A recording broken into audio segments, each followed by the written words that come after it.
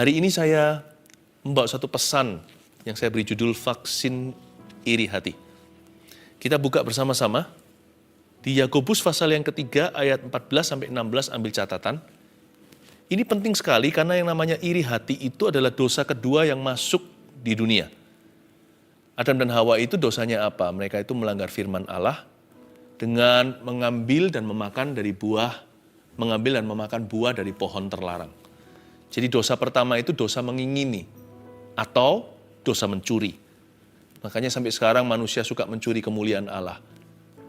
Manusia suka sekali dengan barang yang bukan miliknya, istri yang bukan punyanya, atau apapun juga yang hak milik orang lain. Manusia selalu mengingini dan berniat mencuri. Karena itu kita nggak boleh jauh dari Yesus, supaya kita jangan sampai kembali ke dosa mula-mula. Kita ditebus oleh darah yang berharga, supaya kita punya hidup tidak lagi mengikuti silsilah Adam, tapi silsilah Kristus. Dosa kedua yang masuk ke dalam bumi adalah iri hati dan ujungnya membunuh. Kain bunuh Habil. Jadi jangan pernah anggap remeh yang namanya cemburu atau iri hati itu. Vaksin iri hati kita buka Yakobus pasal 3 ayat 14-16. Kita baca dulu ayat-ayatnya. Saya bacakan. Jika kamu menaruh perasaan iri hati dan kamu mementingkan diri sendiri, janganlah kamu memegahkan diri dan janganlah berdusta melawan kebenaran. Dan bukanlah hikmat yang datang dari atas, itu bukanlah hikmat yang datang dari atas, tetapi dari dunia, dari nafsu manusia, dari setan-setan. Sebab di mana ada iri hati dan mementingkan diri sendiri, di situ ada kekacauan dan segala macam perbuatan jahat. Jikalau hati yang gembira adalah obat, tapi semangat yang patah keringkan tulang. Nggak usah dibuka di Amsal 14 ayat 30, bunyinya begini. Hati yang tenang menyegarkan tubuh, tetapi iri hati membusukkan tulang. Saya ulang, ada dua Amsal yang berbeda, menunjuk kepada kondisi hati yang tidak sama. Tapi mirip sekali meremah. Hati yang gembira itu adalah obat. Jadi orang yang happy itu biasanya akan sehat. Paling tidak kalau bukan fisiknya, jiwanya akan sehat walafiat. Akan punya kehidupan rohani yang sangat healthy. Tapi cepat lambat, orang seperti ini bukan hanya awet muda, dia dapat kekuatan ekstra dari Tuhan. Karena bahagia membuat kita tahan untuk menghadapi tantangan kehidupan. Hati yang gembira adalah obat, tetapi semangat yang patah keringkan tulang. Hari ini dunia medis aja mengakui banyak sekali penyakit akibat psikis. Orang kalau stres terus itu nggak baik loh, bisa jatuh sakit. Dan salah satu penyakit yang tentunya seringkali kena adalah kering tulang. Akan lebih cepat keropos hidup dan badan. Tapi iri hati sama sekali tidak lebih jinak dari semangat yang patah. Karena di Amsal yang saya sebutkan tadi, hati yang tenang itu menyegarkan tubuh. Tapi kalau sudah ada iri hati dalam jiwa, busuklah tulang. Dengan kata lain, kalau ada iri hati seiota atau setetes saja dalam hatimu, jiwamu tidak akan tenang. Hidupmu tidak akan bahagia. Di tahun yang baru, kita kan mau damai sejahtera. Bukankah Tuhan mengucapkan sebuah firman, rancanganku rancangan damai untukmu.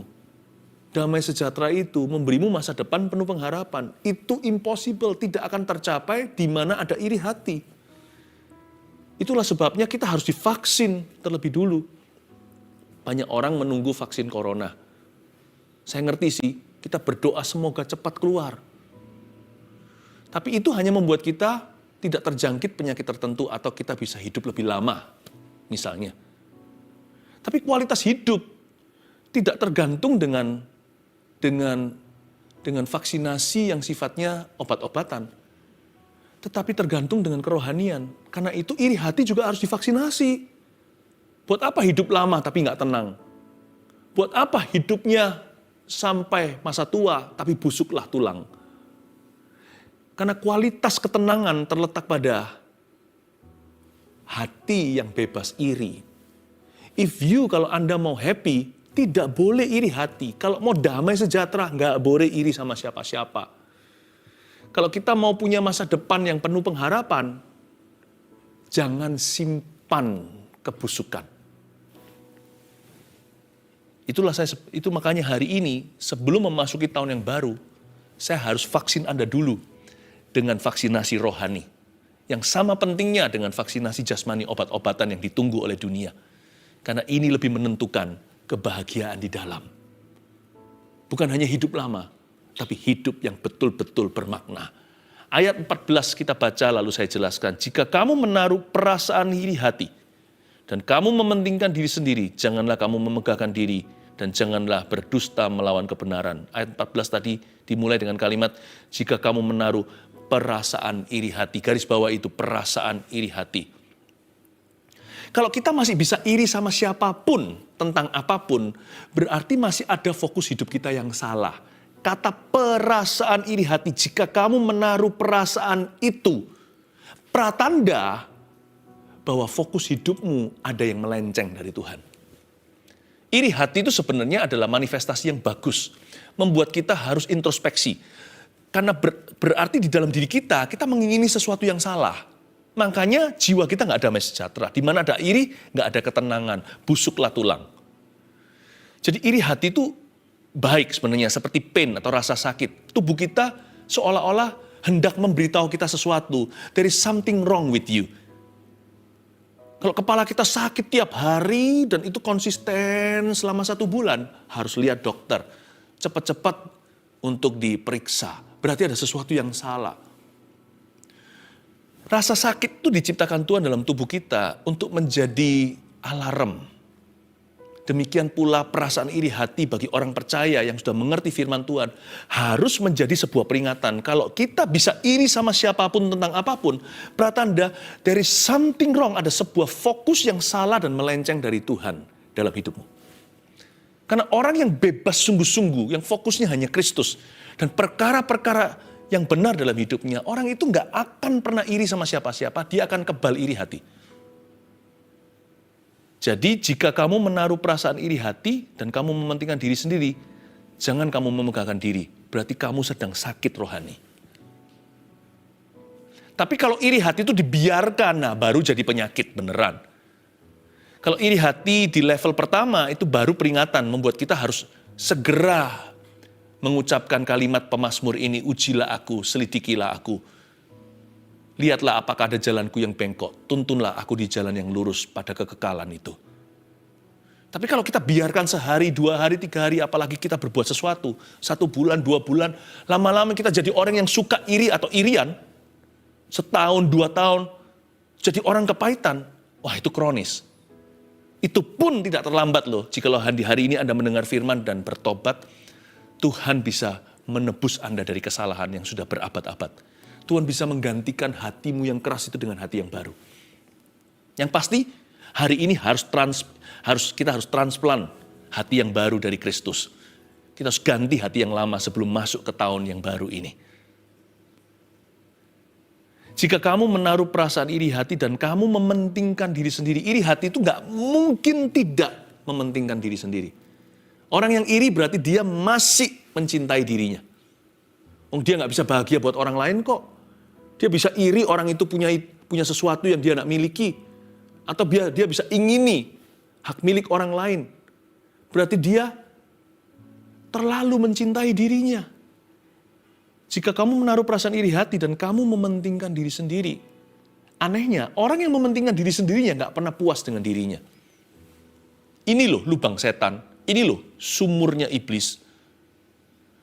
Dan kamu mementingkan diri sendiri. Bukannya justru kita menyangkal diri mengikut Kristus itu bahagia. Oh jangan, gak mau ikut Tuhan gak enak. Disuruh pikul salib tiap hari, menyangkal diri dan ikut Yesus. Salah, malah justru puas batinnya.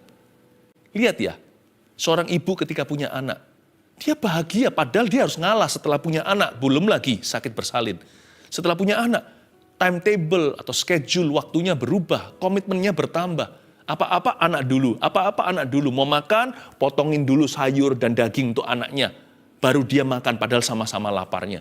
Tapi aneh ya, Ibu yang punya anak, kelihatan sekali puas batinnya. Tapi orang yang tidak punya keturunan, bisa menginginkan punya putra dan putri atau momongan. Padahal sebenarnya, kalau nggak punya keturunan, kita bisa hidup bagi diri sendiri, bukan? Kenapa mau punya anak? Aneh ya, Tuhan taruh di dalam ciptaannya sebuah sifat yang nggak bisa dihapuskan. Bahwa dengan melayani, kita bahagia. Dengan mendahulukan, kita dipuaskan. Terlebih berharga. It is more blessed, terlebih diberkati, memberi daripada menerima. Tapi orang yang mementingkan diri sendiri, nggak pernah puas diri. Biasanya orang yang mementingkan diri sendiri, tidak pernah puas dengan dirinya. Dia selalu merasa sesuatu yang kurang, dia selalu mengingini hak milik orang. Dan dia selalu penasaran dan kejar apa yang dia belum punya. Sedangkan apa yang sudah ada di tangannya, ada di hadapannya, dia enjoy hanya berapa menit saja atau berapa hari sementara. Cepat bosan orangnya. Aneh, orang yang semakin mementingkan dirinya, semakin menurun enjoyment atau kenikmatannya. Makanya iri hati itu tidak membuat happy. Iri hati itu membuat gelisah dan mengundang segala penyakit, saudara. Jikalau kamu menaruh perasaan iri hati dan kamu mementingkan diri sendiri, janganlah kamu memegahkan diri. Jangan kamu memegahkan diri. Iri hati ada hubungannya dengan memegahkan diri. Sekali lagi, mementingkan diri dan memegahkan diri itu cousin, first cousin, atau sepupu dekat itu. Memegahkan diri, orang yang memegahkan diri, biasanya nggak percaya diri. Lucu ya? Kelihatannya dia pede sekali, sombong sekali, angkuh di luarnya, padahal rapuh di dalamnya. Kasian, orang yang iri hati itu hidup di dua dunia. Dia double personality, dia punya kepribadian ganda. Di luar dia akan coba buktikan sama orang lain. Coba lihat ya kalau dia dapat sesuatu, dia akan banggakan ke seluruh jagat raya, ke semua teman-temannya. Tapi sebentar aja, dia merasa kembali lagi seperti yatim piatu rohani. Dia seolah-olah kehilangan papa mama, seolah-olah kehilangan pegangannya. Orang yang suka memegahkan diri, itu kasihan sih, seperti anjing kejar ekornya. Orang gitu adalah orang yang paling gak pede, orang yang paling gak percaya diri di seluruh dunia. Jadi jangan Anda dan saya tertipu dengan harta yang dimiliki oleh orang lain. Sebenarnya, orang yang punya Kristus dan bisa bersyukur, mereka lah paling bahagia. Sedikit atau banyak yang mereka miliki, dengan hati yang begini, pasti akan ditambahkan oleh Tuhan. Jadi iri hati itu berhubungan dengan memegahkan diri. Orang iri itu tidak bisa diberkati. Karena waktu dia diberkati, dia jadi sombong hati. Makanya itu Tuhan tidak bisa berkati mereka. Karena ada lubang setan di dalam hatinya. Maka itu kalau tahun yang baru ini Anda mau berbahagia, sungguh-sungguh puas batinnya, harus divaksin hari ini dari iri. Lalu, bukan hanya janganlah kamu memegahkan diri, dan janganlah berdusta melawan kebenaran. Garis bawahi berdusta melawan kebenaran. Ternyata iri hati itu dusta. Gak pernah sangka ya, iri lah ya. Masa iri itu dusta? Tapi Alkitab mengatakan orang yang iri hati, dia berdusta melawan kebenaran. Kenapa? Karena akar daripada iri hati adalah fantasi yang tidak teruji. Andai aku punya mobil orang itu kan aku pasti puas batinnya. Andai aku bisa dapatkan yang tidak kumiliki hari ini pasti aku happy. Dia entertain atau memanjakan dusta setan di dalam jiwanya. Dia mengandai-andai berangan-angan apabila jikalau dan apabila itu terlalu banyak di dalam batinnya. Apabila aku memiliki itu, aku pasti bahagia. Jikalau semua keinginanku dipenuhi, kan pasti aku happy. Fantasinya tidak teruji. Berdusta melawan kebenaran. Orang begini suka berkeliaran di black marketnya setan. Orang begini nggak pernah dapat berkat yang sungguh dan utuh dari Tuhan. Dia nggak suka dengan barang sah. Dia menghindari terang. Dia sukanya kusak-kusuk. Sukanya itu berada di bayang-bayang. Dan dia menikmati suatu angan-angan, imajinasi dan fantasi. Selalu cari-cari sesuatu yang baru yang dia nggak miliki. Dan selalu iri kalau orang lain diberkati. Enak aja dia begitu. Dia nggak bisa lihat hidupnya sendiri. Nggak bisa merasakan hidupnya sendiri. Nggak bisa menikmati kasih karunia-Nya sendiri. Orang seperti ini akan selalu penasaran. Belum mati sudah gentayangan. Dan dia sukanya keluyuran di black market atau pasar gelapnya setan. Selalu cari sesuatu yang dia belum punya. Rasanya kalau curian itu manis dirasa. Tapi sesuatu yang sah, bosan, berdusta melawan kebenaran. Orang yang iri hati, they are living in lies. Hidup dalam kebohongan. Dia bohongi jiwanya sendiri. Makanya di ayat yang berikutnya, ayat 15, itu bukanlah hikmat yang datang dari atas. Ditekankan. Tetapi dari dunia. Karena iri hati itu selalu melihat dunia, bukan melihat kepada Allah. Dan dia tidak mementingkan yang namanya berkat rohani dulu. Ya, arena permainannya selalu di berkat jasmani. Melulu itu. Punya lebih, menyombongkan hati. Kalau dia kurang, tidak punya sebanyak teman-temannya, atau tidak memiliki apa yang temannya miliki, dia akan merasa minder seketika. Itu bukanlah hikmat yang datang dari atas, tapi dari dunia. Dari nafsu manusia. Lihat itu. Black marketnya setan. Yang di otak-atik dirangsang itu adalah nafsu manusia. Dosa mula-mula. Jangan lupa loh. Iri hati itu dosa purbakala. Dosa nomor 2 yang masuk ke dunia. Dan ujungnya membunuh. Kalau Adam makan dari buah terlarang, karena dia mengingini dan mencuri, berakhir terusir dari Taman Eden. Iri berakhir murder atau pembunuhan. Dari setan-setan, saya ulang lagi, itu bukanlah hikmat yang datang dari atas, tapi dari dunia, dari nafsu manusia, dan dari setan-setan. Berkeliaran di black marketnya Lucifer. Ayat 16, sebab di mana ada iri hati, Anda tidak mau ini di tahun yang akan datang, di tahun baru, di masa depanmu. Di mana ada iri hati, baik itu dalam keluargamu, atau dalam pekerjaanmu, atau dalam ministry pekerjaan, dalam pelayanan, bahkan dalam gereja Tuhan. Karena gereja kan diisi dengan manusia, orang-orang berdosa juga. Atau bisa-bisa sembunyi-sembunyi, berada dalam hatimu diam-diam secara pribadi. Pokoknya, sebab di mana ada iri hati, ini hukumnya. Sebab di mana ada iri hati dan mementingkan diri sendiri, di situ ada kekacauan dan segala macam perbuatan jahat. Ini seperti hukum gravitasi, jangan dilawan. Kalau kita lompat dari tingkat 10 pasti jatuh dan mati, minimal luka parah. Jangan dilawan hukum jasmani. Hukum rohani juga ada. Di mana ada iri, di situ ada kekacauan, chaos, dan segala macam perbuatan jahat. Kalau Anda mau mengisi tahun baru Anda dengan yang namanya lawan katanya kekacauan adalah ketenangan. Kalau Anda mau mengisi tahun yang baru ini dengan lawan kata segala macam perbuatan jahat, yaitu kebajikan dan kemurahan, dan divaksin ya sebelum Happy New Year, hatinya harus kebal iri. Buang dosa ini jauh-jauh. Jangan jamah.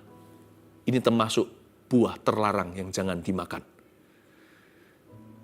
Di mana ada iri hati, di situ ada kekacauan dan segala macam perbuatan jahat. Kalau kita mau melihat kebajikan dan kemurahan, hati yang tenang, yang Amsal tadi katakan, menyegarkan tubuh. Badan pun jadi fresh, pikiran juga. Tuhan bisa pakai. Tuhan tuh suka memakai yang segar, Tuhan tuh nggak pakai mayat. Tuhan tuh suka yang hidup. Jadi hati yang tenang, yang konten, yang bisa rasa puas dan berkata, thank you Jesus, terima kasih. Yang bisa bersyukur dengan apa yang dia miliki. Hati yang seperti itu menyegarkan tubuh. Hidupmu pun akan dipakai Kristus. Tetapi iri hati membusukkan tulang. Jauhi itu. Siap untuk divaksin? Ada 2 catatlah. Inilah jarum suntik dari Roh Kudus untuk kita. 2 vaksinasi untuk iri hati, yaitu yang sebagai berikut. Yang satu, bersyukur atas apa yang kita miliki. Suntikan itu dalam hatimu. Terapkan, jangan hanya didengarkan. Bersyukur atas apa yang kita miliki. Maka apa yang kita sudah punya akan ditambahkan kepada kita di tahun yang akan datang ini, seperti 5 roti 2 ikan menjadi makanan 5.000 orang. Sedikit itu bisa bertambah. Sedikit itu bisa ditambahkan. Kalau kita mengerti the art atau seni bersyukur atas apa saja yang kita miliki hari ini. Jadi jangan menoleh ke belakang dan berkata, aduh aku dulu punya lebih loh. Bahkan jangan iri dengan dirimu sendiri di masa lalu. Iri sama orang lain itu jahat. Iri sama diri sendiri juga sama loh. Iri sama dirimu di masa lalu. Dulu aku lebih kaya. Dulu pekerjaanku lebih sukses sebelum pandemi misalnya. Jangan iri sebab Alkitab mengatakan orang yang berkata hari yang lalu lebih baik dari hari ini. Zaman dulu lebih indah dari zaman ini. Orang yang berkata begitu tanpa hikmat dia mengucapkannya. Orang berkata demikian tidak bijaksana dan tidak mengarah kemana-mana. Jangan iri sama orang lain, jangan iri sama dirimu sendiri. Jangan iri sama sukses masa lalumu. Lupakan yang lalu, mengarah pada tujuan dengan mata memandang pada Kristus. Dan kelolalah apa yang ada padamu, sebab yang sedikit bisa bertambah. 5 roti 2 ikan aja loh, bisa memberi makan 5.000 orang. Jikalau kita mengerti seperti yang Yesus lakukan, menengadah ke langit, bersyukur pada Bapa untuk 7 makanan yang dikepung besar-besaran oleh ribuan orang yang tidak akan pernah dikenyangkan. Yesus bersyukur, kita juga harus melakukan yang sama. Sebab kalau kita syukuri apa yang kita sudah miliki, apa yang kita miliki bisa bertambah. Katakan amin. Itu vaksinasi, suntikan. Ayo sama-sama pegang hatinya seperti ini, katakan bersyukur atas apa yang kita miliki. Yang kedua, bersyukur kalau orang lain diberkati. Itu dia. Inilah vaksinasinya. Sebab waktu kita bersyukur kalau orang lain diberkati, meskipun susah, sebenarnya kita sedang merayakan kemurahan Tuhan atau kasih karunia. Kita seperti mengakui bahwa Tuhan itu punya kasih karunia tidak habis-habisnya. Jadi kalau saya lihat orang lain diberkati, tetangga saya mendapatkan sesuatu dari Tuhan, saya tidak perlu iri karena Tuhan punya banyak. Kalau saya berkata, kok enak? Tuhan akan berkata, kamu tuduh aku miskin ya? Kamu tuduh aku pelit ya? Lebih parah lagi, kau menuduh aku kikir. Jangan membuat Tuhan tersinggung. Iri hati itu mengecilkan Tuhan, bukan mengecilkan orang lain, apalagi bukan mengecilkan dirimu. Yang sedang kau kecilkan, yang sedang kau remehkan dan aku remehkan adalah Tuhan sendiri. Yang tak berkesudahan kasih karunia dan kasih setianya. Dia yang bisa ciptakan sidik jari berbeda. Berkat orang gak ada yang sama. Anak kembar pun 2 insan yang berbeda. Tuhan gak perlu mencetak grosiran apa yang Tuhan kasih ke tetanggamu. Gak perlu itu jadi lelesan diberikan kepada Anda atau berkat Anda kasih ke orang. Tuhan bisa ciptakan yang baru. Jadi kalau kita itu bersyukur kalau orang lain diberkati, kita sedang memuliakan Tuhan. Kita sedang mengakui bahwa Tuhan itu maha murah hati. He is generous. Dan bahwa resources atau sumber dayanya itu tidak berkesudahan, tanpa limit, tanpa batas. Itu membuat Tuhan jadi tersanjung dengan attitude sikap hatimu. Makanya orang yang bisa bersyukur kalau orang lain diberkati, seringkali terjadi transfer roh. Saya nggak ngeroh orangnya. Saya mendarat kalau soal firman. Tapi izinkan saya pakai kalimat yang asing buat beberapa orang. Terjadi spiritual transfer. Kalau contohnya ini, ada orang di sebelah saya diberkati Tuhan, saya senang sekali. Tuhan bisa terharu dan berkata sama malaikatnya, kalau gitu, buy one get one free kek.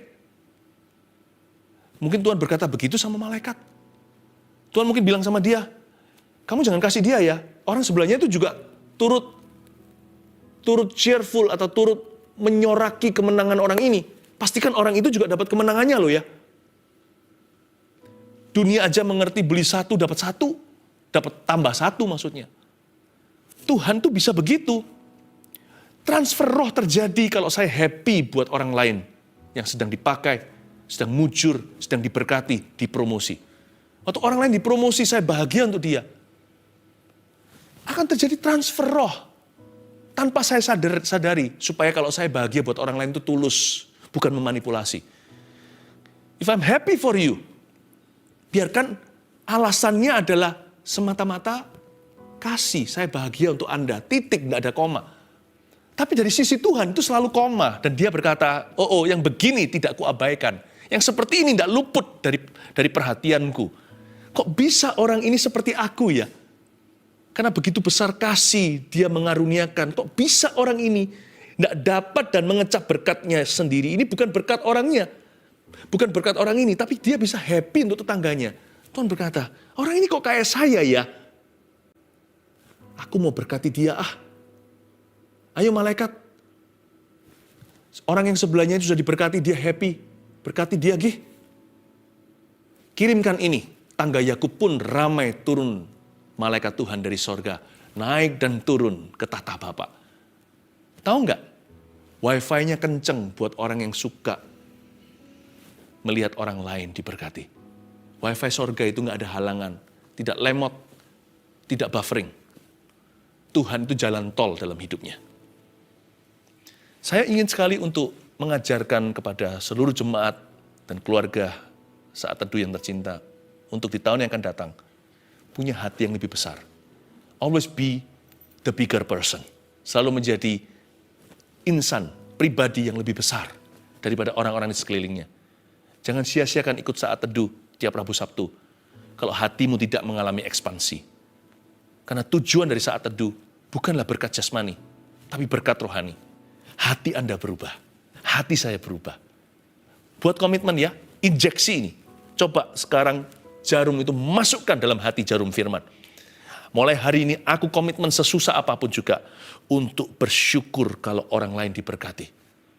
Termasuk mereka yang tidak kusukai. Bukankah Alkitab mengatakan berkati mereka yang mengutuk kamu? Itu lebih mudah daripada kita memberkati orang lain. Sementara kita sendiri merasa dibandingkan dengan orang-orang yang sedang mengalami berkat ini, kita merasa kita ini dikutuki. Andai kata saya hari ini dikutuki, Tuhan tidak pernah mengutuki kita. Tapi andai kata saya merasa dikutuki hari ini, saya tetap harus bisa happy untuk orang yang diberkati. Siapa tahu Tuhan terharu dan menebus aku dari kutukku. Jadilah orang yang lebih besar. Tuhan pasti akan terharu. Ini bukan manipulasi. Inilah dampak tulus hati di hati Kristus hari ini. 2 injeksi ini selesai dengan ini. 2 vaksinasi untuk iri hati. 1, bersuka atas apa yang kita miliki. 2, bersyukur atas apa yang kita miliki. Yang 2, bersyukur kalau orang lain diberkati. Lakukan ini, maka hatimu akan tenang. Segarlah tubuhmu di tahun yang baru. Dan tidak akan busuk tulangmu. Sebab Tuhan akan meremajakan apapun yang Anda kerjakan menjadi baru. Thank you, Jesus.